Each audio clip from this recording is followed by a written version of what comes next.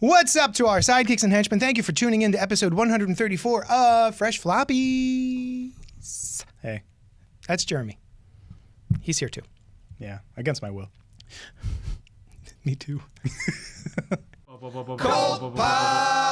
What's up to our sidekicks and henchfolk out there in the mother-loving geek nation? Welcome to Fresh Floppies, a show wherein Jeremy, Hey, and I, JD of Johnny Destructo's Hero Complex, located at 4327 Main Street, Philadelphia, PA 19127. A rad-ass comic shop that caters to rad-ass folks just like you, so get on in here and give me your rad-ass money so I could feed my rad-ass child. even give them the money that's not rad, actually. You know what? You got that dirty, sweaty sock money? I'll take it. You got the stripper thong money? Right? You got, actually, that's better. That is better. Sorry. You got the sweaty booby money? I'll take that. I don't care. Just give it to me. We're really reinforcing the bad image of comic book nerds. Damn it! I'm going to be honest. I'm a feminist. I'm not. Hey, the point of the show that we're recording for the third time this week is that we will talk about. This is a mess right now. I know. You would think we would get better. The reason we're here is to talk about some of the comics that came out this week, but without spoiling them for you. So that you can go into the local comic shop and be well armed with the knowledge you may or may not need to make your decisions. Don't go into any comic book place armed. Well, go in well armed. Well, not mid-armed. Mid-armed? Mid-armed. Don't go in with just stubs. Well, that's ableist. Oh my God. Right, hey, so let's get started with Amazing Spider-Man 25 by Joe Kelly and Ed McGuinness. Listen, man. Wait, which one? ASM? Is that what we're doing? ASM. Great. Death Spiral is the series, not series. Man, should we just start over? No, I actually love this. God damn it. The Death Spiral is the crossover. Yes, it's the okay. crossover that's going on every week between Amazing Spider-Man and Venom. This is part 5 of 9. And so basically we have a villain named Torment, which is a reference to the early 90s Todd McFarlane run on Spider-Man. And he's a villain who has a spiral on his face, which is not apparently, so far, a reference to any of the symbiote nonsense that's been going on for the past several years. Because like spirals are a recurring thing. In symbiote lore, for some reason. But the spiral instead is like his murder circles? Myrtle circles, yeah. Myrtle circles. Which was going to be his original bad guy name, Myrtle Circles. But they went with something else. But it's, the circle of like, working through family members until he gets to like the person that he wants to kill. Middle. Yeah.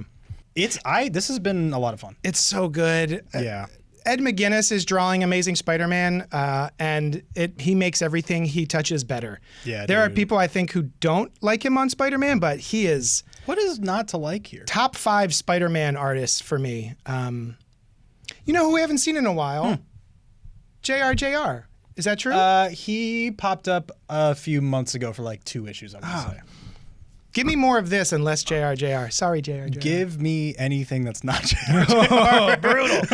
But yeah, this is Fresh AF. Amazing Spider-Man 25, part of the Death Spiral sequence of events, and it's bonkers good times.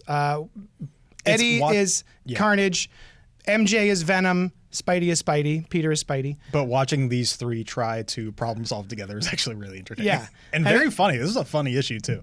And then, what's his name? Agent Anti-Venom shows up as well. And you had asked me, I love that bit right there. You had asked me, what's the deal with Agent Anti-Venom? And I went, last I remember, Flash Thompson was Agent Venom. But I don't remember how he became Agent Anti-Venom. So that's new to me. Also, this is something that, it was established last issue, so not a spoiler. The gold parts of Venom are anti-carnage metal? I have no idea. What is that even? How did you get that? And why does it work? I don't think we've ever I don't think we were told that. I think they just decided that last they're like, issue. hey, what if this aesthetic design choice to make you think it was Luke Cage is actually anti-carnage metal, but also it's only going to cover 15% of his body. Yeah. He was just like, you like the gold, bitch? And that was pretty much the whole, all the information we got. Yeah. But then we also get the guy that everybody hates. What's his name? Paul? Oh, I love Yeah, Paul, dude. Paul. Poor Paul. Dylan Brock, Eddie Brock's son, really gives him what for. This is a blast. I like Paul. Yeah, this is great. Good book. Fresh all AF. right, Fresh AF. Fantastic Four, number 9 by Ryan North and Humberto Ramos. I have never been a FF guy, and this has been awesome. Ryan North, I want to say it's because of this run. The run that he started in the previous series of Fantastic Four, which now continues in the current series, has been really, really entertaining, really smart, very clever. And it feels like FF. It's not like he's going above and beyond and making stories that are like, no one likes FF, so we're going to make it edgier or we're going to do big different things. It's just like, no, it's just a solid Fantastic Four comic book that I would expect. Family-focused stuff. But whatever he's doing just makes it so entertaining and so fun. One of the things I keep saying is that there are writers who will do a Fantastic Four story and they'll have a big idea and then that'll be the 6-issue run. Yeah. I'm sorry, the 6-issue arc. And Ryan North is just like, he has that idea every issue. There's some idea in every issue of Fantastic Four that lesser writers would be like, oh, that's an entire year of storytelling for me. But this guy's just like, he just drops them. Yeah, we're only 9 issues in, and we had a multi-issue story arc, but then I want to say like 2 to 3 really good just standalone issues that kind of felt like solid one-shots. Yeah, man. And now we're back into another bigger arc. This arc being the Invincible Woman. This is part 4 of it. And up until this point, I don't want to spoil too much because I feel like the last issue was so good. I don't want to tell you too much about it. But the concept being, which is a bit of a spoiler, there is a very dangerous, very powerful Sue Storm from a different universe, timeline, something. We don't have the exact details. And at the beginning of this arc, Galactus sends out a message in the code of the universe. Yeah. That just says find Sue Storm, and Reed being Reed, he decodes it and is like, found her, so what now? And like, guess we got to go find Galactus and see what's up with him. And that's what they're doing. So at the end of last issue, issue 8, they find Galactus and what's going on with him. And this is the consequences of the situation that they find. This is Fresh AF. really fun. And I love Malice, who's this like Invincible Woman version of Sue. Yep. So fun. All right. Fresh AF? Fresh AF. Fresh AF, dude. And then Humberto Ramos is drawing the hell out of it. I like him on this book. It's really fun. Yeah. Knull, number 3, by Al Ewing, Tom Waltz, and Juan Ramirez. I actually have not read that one, but I did read up to number 2. Yeah. How are you enjoying it so far? It's fine. It's pretty good. I was looking forward to Knull just because I did really like the King in Black story with Venom from Stegman. You did really like? I did. Yeah. Stegman, and I forget the artist's name. Stegman is the artist. Cates and Stegman. Cates is the writer. Stegman is the artist. And then, this is Juan Ramirez, who I'm not very familiar with his work. This is great. The art is written by Al Ewing and Tom Waltz. Yeah, and there is a spoiler in this book that I won't spoil, but when I read it, I went, oh, snap. All right. That's pretty badass. So, yeah. I wasn't sure about this series. I was kind of like, and then it pulled me right back in. Because last issue, this guy shows up, which is, should we talk about last issue? Sure. Well, I just don't, do we spoil that? The Thanos shows up. Yeah, okay. I guess Thanos shows up, yeah. In issue number 2. To take on Knull. Yeah. And so there's a slobber knocker in this issue, and it's really fun. Yeah, how fresh? Pretty fresh. Pretty fresh? Yeah. Which is like solid, slightly above mid. Yeah, but it's good. If you're into Knull and the whole like, it's almost like symbiote lore. Yeah, he's a pretty cool character, so I would check it out. Yeah, I'm saying slightly above mid because I wouldn't recommend it to anyone. Yeah. But like, if you're into Knull, it's worth checking out. Yeah, absolutely. Or what's her nuts? Hela. Yeah, Hela also plays involved. a big part. She's the one doing all the machinations behind the scenes on this. So yeah, it's very big part fun. of issue 1 specifically, and moving forward. That's the Marvel stuff that we did this week. That is all the Marvel. Should we go DC time, baby? Yeah, just like last week, DC is still releasing a whole bunch of jumping on points. Yeah.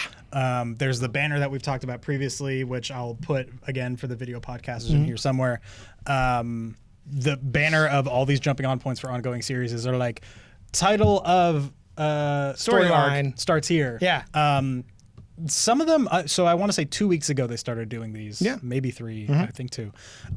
Same week that DCKO that finished up. Yes. And honestly, some of them weren't great jumping on points in my opinion. Yeah. But last week and this week have been very good. Yeah. And I am always very excited for a new Flash, a new Wally West #1. And this is not that, but it is... it's a Flash 31. It's a 31, but it is the first issue written by the new creative team of Ryan North and Gavin Guidry. Guidry? I think that's what he said. Ryan North, previously mentioned because he's doing baller work on Fantastic Four. Yeah. So now that he's doing Flash, I was very excited to check this out to see if he could keep that momentum going. This is great. I don't know I haven't read like any Flash books. This was actually awesome. This is your first Flash? It might be. Awesome. Other than like there might be 1 or 2 like quote unquote jumping on points from the last few years that I might have tried to pick up, but this was very good. It is funny, it's intelligent, it's charming. The art is really, really nice. I'm not familiar with Gavin Guidry, but I now am. Now I'm looking forward to more of his work. I'm so excited to be excited about a Flash book again, because the last time we got a #1, it was Cy Spurrier writing it, and then an artist I really don't like was drawing it, and I thought he was really inappropriate for the Flash book. Harsh words. I can't remember his name right now. But this is great. This is an awesome jumping on point. If you have been avoiding the Flash recently, now's your chance. And this story arc seems honestly, it's pretty funny. Yeah. It's stupid and fun, and I like it a lot. Yeah, it's fun comic books, man. It's like that's why I've been on World's Finest since it started. Yeah. Like World's Finest is just it's such a comic book. Yeah. Like I don't know what else to call it, but I started World's Finest when I first started regularly reading comic books, and I was like, this is exactly what I expected. That's from Mark comic Waid. books. Yeah, and I don't this know if you is know, also fun. Mark Waid had a lengthy and much touted run on the Flash. I did not know that. Yes. Nice. Yeah, Waid was writing the Flash for quite a while, and he's done some of the seminal Flash stories of the 90s. Dope. Awesome. Also, I promise you all, I'm looking at comic books. I'm not just being like, rude. yeah. I'm watching other YouTube videos. Flash is fresh AF. This was awesome. Yeah, this has been so Very good. happy. Pretty dang fresh. Fair. Yeah. I've got the background of I love Wally and Linda. I don't really care for their kids, but Wally and Linda I do are like one of my favorite couples. I like his family man vibe. Yeah. It's fun.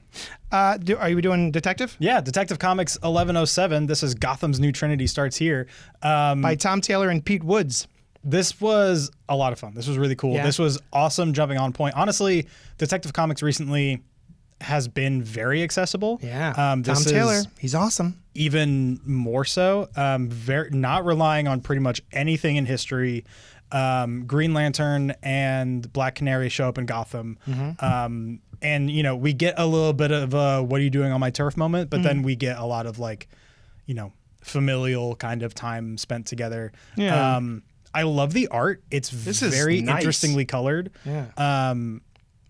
I enjoyed it a lot, and light pastels.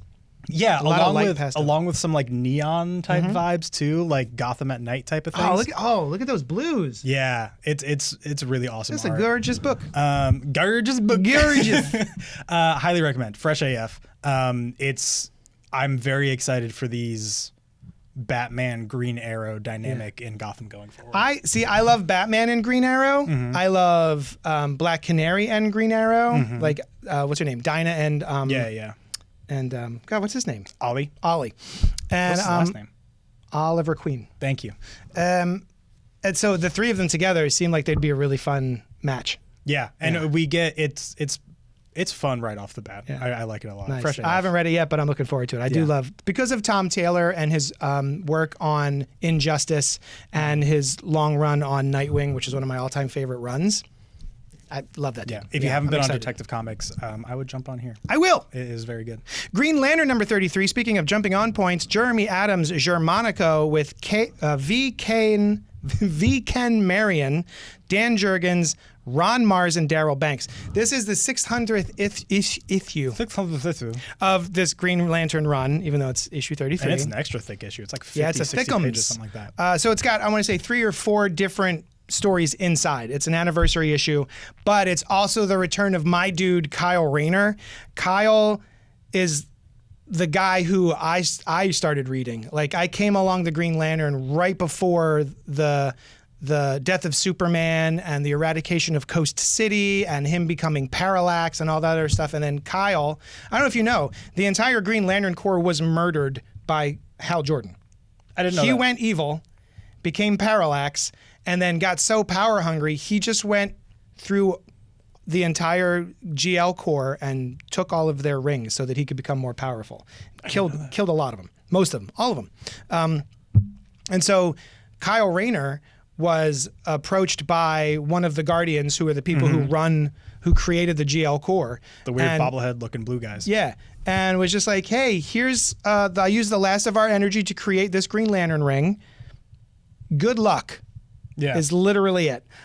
So he was the only Green Lantern for quite a while, and he's the guy I grew up reading. He was like a 20-something illustrator, graphic designer, and all of his constructs would be like giant anime or mecha characters really? and That's like fun. just like pop culture stuff. And so he was my dude. And just over the years, I sort of fell out. He became a different kind of character, became Ion. I think he reignited the battery or something like that.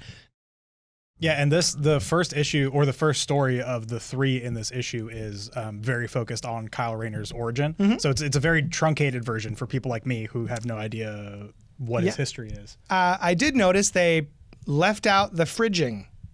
So the whole beginning, he's telling this story, right, to his friend, who's a time traveler, on the way to LA while they're sitting in traffic. And he tells his entire story. And he tells his relationship with Alex and how she wanted him to man up and or like grow up and, you know, be responsible. And then he finally gets this ring, and they just skip over the part that she was fridged. You know, have you heard the term fridging? Yeah, we've talked about it before, where it's like the general idea is a woman dying for a man's character progression kind of thing. Like, oh, he becomes responsible because a woman died. Yeah. It's like, okay, cool. Is that the only reason?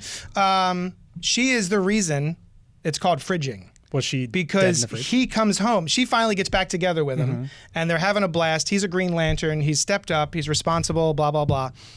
He comes home one day after an adventure, and she is crammed in upside down inside his refrigerator, dead. Interesting. And so that's where the term The upside down was fridging. pretty disrespectful. Yeah, But yeah. He comes home and he can't find her, and then like the door is partially open, and you just see like a bit of a foot. God damn. And then he opens it, and she's just like upside down and crammed in there. So they skipped that. Yeah, they didn't retcon it. It's just not there. Mentioned. Yeah. So yeah, this is part Hal Jordan origin story, part Kyle Rayner origin story, but then also Wally shows up.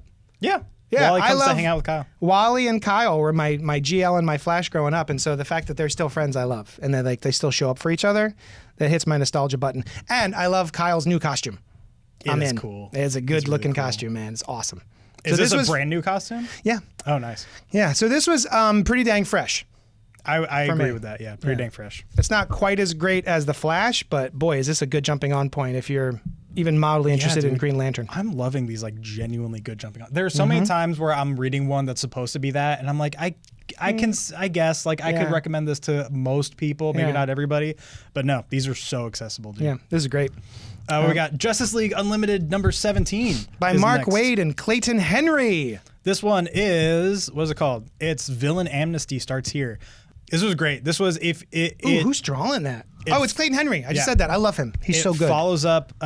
It's kind of like the only book that is a direct follow up to DCKO right now. Other things are mentioning it, talking about some of the consequences, but this is like, you know, the story starts back in the Watchtower and people are coming back from the tournament.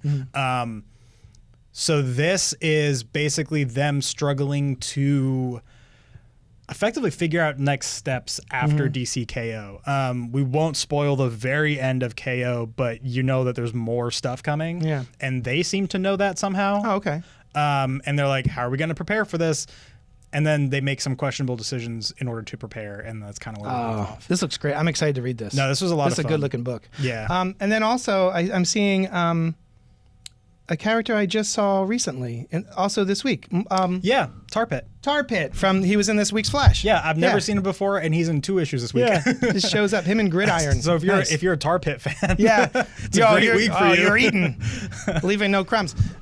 I'm excited for this. This looks great. Dude, DC's killing it right now. I Also, gotta say. yeah, they're winning. Stories and art and it's so good. I don't know why, but like the thing that really appeals to me on this wonderful cover, I love the cover. It's just Batman in his blue costume.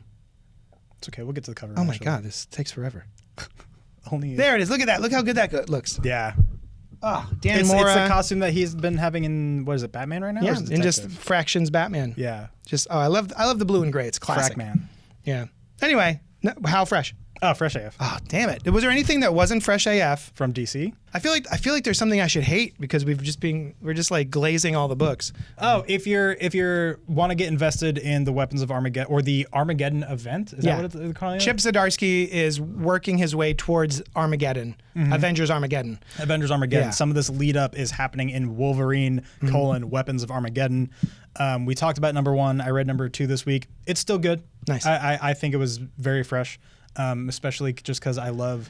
See, as opposed to enjoying like the cool, badass, aloof side of Wolverine, I really love Wolverine when he's just being nice and helpful. Yeah. Which like he is more often than not. Yeah. So if you like some Wolverine, Iron Man 3 I read, I would say... Right, because that's Josh Williamson. Yeah. I forgot that I was enjoying the first issue. Yeah, I forgot. first issue I'm was so used good. to ignoring Iron Man that I was like, oh wait, I like the first issue. Shit. Yeah, main conflict in Iron Man right now is Iron Man versus Madame Mask, who is effectively trying to create the scenario to manifest a bad Iron Man. Oh, okay. She's like, you were made by... Oh, that's right. Yes. Yeah. Yes. She was like, you're Iron Man because you were traumatized. If I traumatize these other smart people, maybe I'll make my own I'll put Iron them Man. in a cave. Exactly. And make them build an Iron Man suit. So that's the main thing going on. I'd say Goddamn. that was very fresh. Nice. It's been fun. And For me, Superman that came out this week. oh yeah. It's Superman. What's his name? Superboy. Superboy Prime, who's basically now become this Deadpool. Like he knows he's in his reality. He's a multiversal version of Superboy. In his reality, he grew up reading DC comic books, Yeah. and now he's in another version of another universe where all of that has happened. So he's got that sort of fourth wall break. Deadpool vibe. Yeah, first page he's talking right to the camera. Yeah, but he's also been a murderer, like a mass murderer. So he's trying to not do that, which I always love. I love a mass murderer who's like trying to be good. And this also is part of Reign of the Superboys, Yeah. which is like a storyline that's also going into Superman Unlimited? Question mark? Yep, Is it and going- Supergirl And yep, Supergirl. Yep. There we go. Yeah. Because they're doing a thing that was similar to when Superman died in the 90s. There was the reign of the Supermen. And so because Kal dies, 4 other people come in. They were like, which of these is Kal-El come back? And of course, none of them were. Yeah. And so that's what Reign of the Superboys is referencing because Superman has disappeared. So all Now- the Superboys are stepping up. Yeah. Gotcha. All the super family. Okay, yeah. cool. So yeah, fun. And this is drawn by Dan Mora, who's so goddamn good. Yeah. God, Yeah. I it's love all- this book. This is such a good week, man. Yeah, And That's why we've tried to record this episode 3 times. Yeah. It keeps failing, but we just enjoyed so many books. Yeah. And lastly, for me at least, Harley Quinn number 60, another jumping on point. The Silent Sentinel starts here. The Bat Quinn begins. Yeah, she has put on a pseudo Batman outfit. And this is basic. It's just a big parody book. Like the whole book is, in my opinion, just riffing off of Batman and talking shit about the character. And I think it's actually very funny. Oh, okay. I enjoyed it quite a bit. Yeah. I really like the art. It's very almost like sketchy, almost Yeah. messy. I think it was fun as hell. Nice. Very fresh for me. Awesome. Well, we're done. We did it. Let's get out of here. All right. Thank you so much for hanging out with us. We'll talk at you later. Bye, y'all.